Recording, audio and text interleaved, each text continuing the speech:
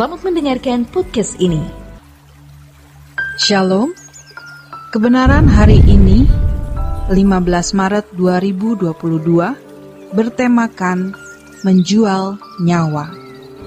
Ketika Tuhan Yesus berkata di dalam Injil Matius 5 ayat 48, "Kamu harus sempurna seperti Bapa."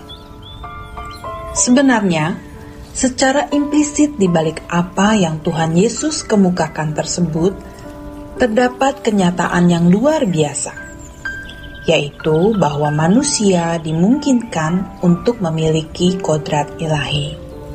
Dengan demikian, kita dapat memahami mengapa orang percaya bisa mengenakan atau mengambil bagian dalam kodrat ilahi tersebut. Ini adalah kabar baik yang benar-benar menggembirakan. Kita bisa memasang gelar di depan atau di belakang nama kita, atau kita juga bisa mengenakan baju mewah, melingkarkan arloji mahal di tangan kita, atau apapun yang dianggap sebagai nilai lebih di mata manusia. Namun semua itu tidak ada artinya sama sekali. Yang memiliki nilai dan arti sesungguhnya adalah ketika seseorang bisa mengenakan kodrat ilahi. Ini adalah sebuah keniscayaan, sebuah kemungkinan.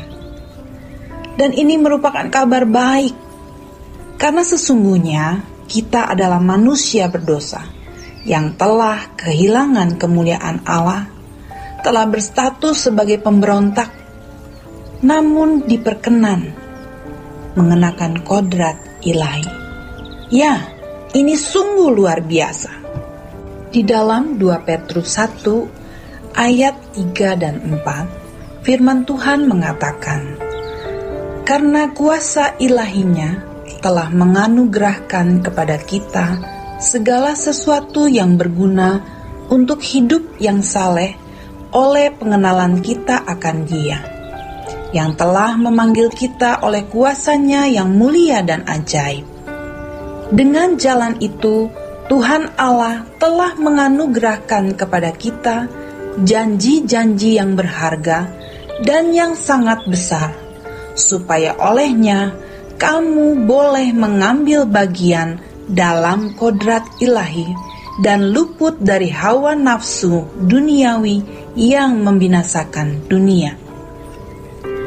Dari ayat tersebut kita memahami bahwa hanya orang-orang yang mengenakan kodrat ilahi yang layak menjadi anak-anak Allah, yang diperkenan masuk Yerusalem baru, menjadi anggota keluarga kerajaan Allah. Ini harus menjadi kerinduan kita, karena inilah satu-satunya kehormatan bagi kita. Jadi, mari kita bersuka cita karena kita diperkenankan untuk mengambil bagian ini.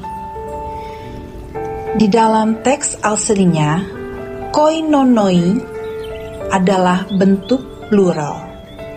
Dalam bentuk tunggalnya, koinonos, artinya yang mengambil bagian. Ini menunjukkan person atau oknum yang mengambil bagian.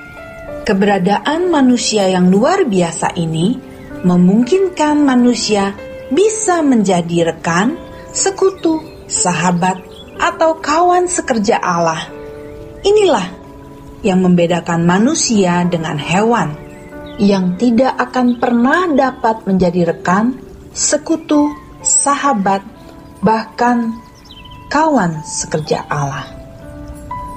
Jadi kalau manusia tidak menjadi sekutu Allah padahal dia diberi kesempatan untuk itu, memang lebih baik ia tidak pernah menjadi manusia. Celaka sekali. Bayangkan manusia yang hidup suka-suka sendiri. Mau buat apa, dia buat.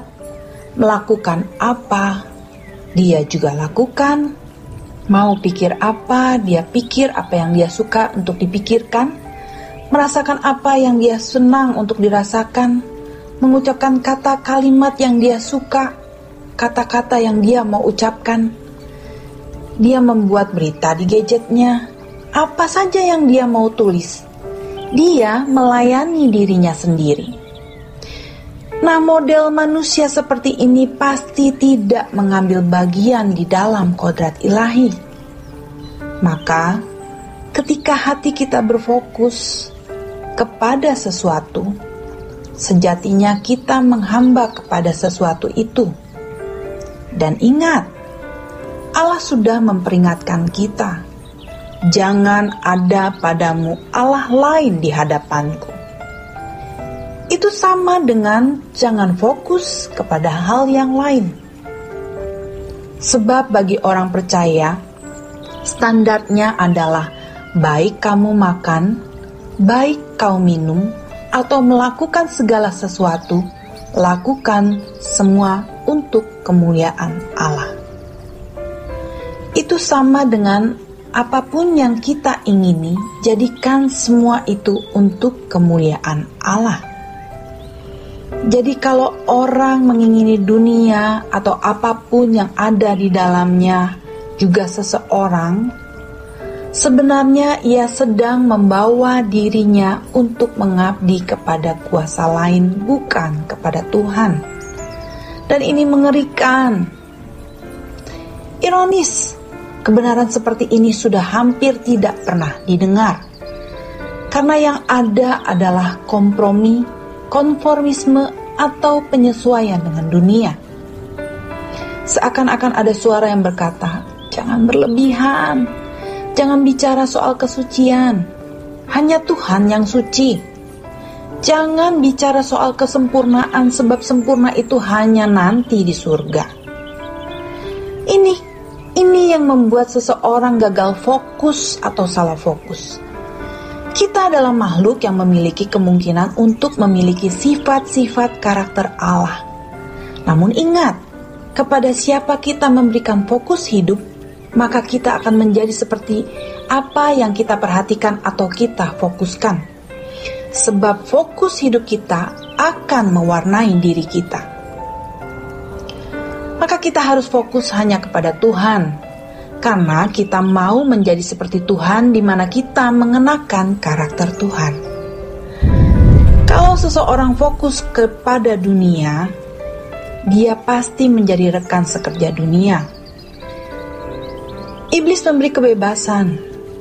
Lakukan apa yang kamu sukai, puaskan dirimu.